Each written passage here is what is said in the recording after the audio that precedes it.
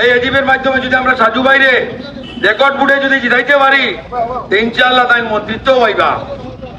আমি তাদের কাছে একটা প্রশ্ন করতাম চাইয়া, তারা যদি ধর্মনিরপেক্ষ দল হইয়া থাকে, যে আমার স্ট্যান্ডিং এমএলএ আমরা সবার সুপরিচিত মিসবাহুল ইসলাম লস্কর সাহেব রে টিকিট থেকে বঞ্চিত করিয়া অমিত কালওয়াটে টিকিট দেওয়া হয়েছে এবং দুইবার জাইন উদারবন্তর প্রাক্তন মন্ত্রী সম্মানীয় অজিত সিং তানে আরামানরে টিকিট দিয়ে কংগ্রেসে বউ তার নাম হইল কংগ্রেস দল।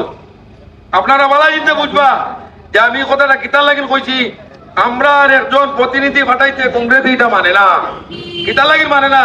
মিসবা সাহেবর মতো মানুষে আজীবন কংগ্রেস করিয়া গেছে আর তার শেষ সময় তানে একটা অসম্মানী করিয়া টিকিট থেকে বঞ্চিত করা হয়েছে। এই বঞ্চিতর জবাব আমরা দেওয়া লাগবো না দেওয়া লাগবো না ওটা আপনারা খোঁজ বইলাম দেওয়া লাগবো।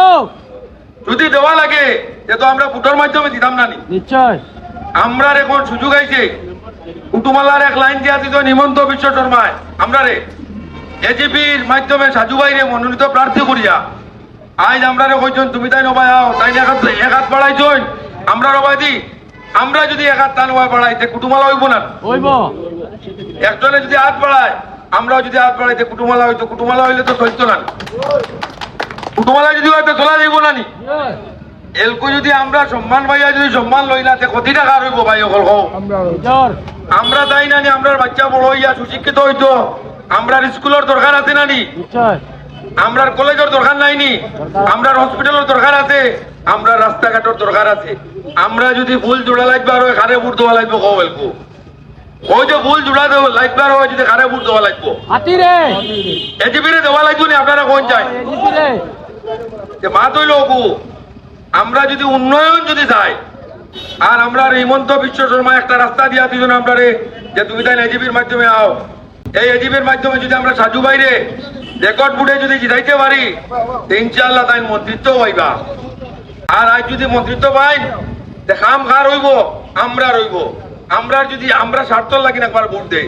আমরা যত মানুষ বলছো সারা জীবন খালি কংগ্রেস করছো, আমি নিজেও করছি, করছনি না করছনি না আপনারা কয় করিয়া লাভটা কিতা হইল কয় সারা জীবন কংগ্রেস করার বাদে লাভটা কোনটা পাইলাম নি আমরা, না ব্রিজ পাইলাম না কোনটা পাইলাম না রাস্তাঘাট পাইলাম।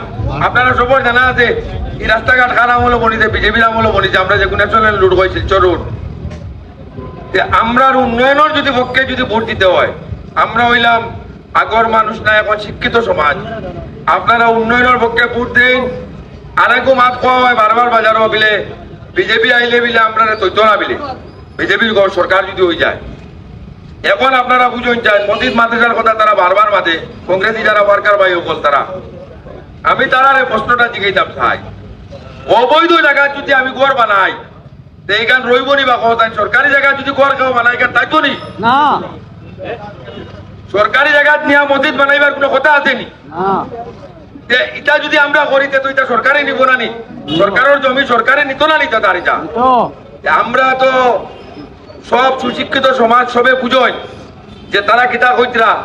আর আমার বিশ্বাসী আমার জনগণের উপরে আমরা পূর্ণ বিশ্বাসী যে আমরা উন্নয়নের পক্ষে ভোট ইনশাআল্লাহ আমরা পাইবো। এই বলিয়া আমার যদি কোনো ভুল ত্রুটি হইয়া থাকে আপনারা মাফ দিবা।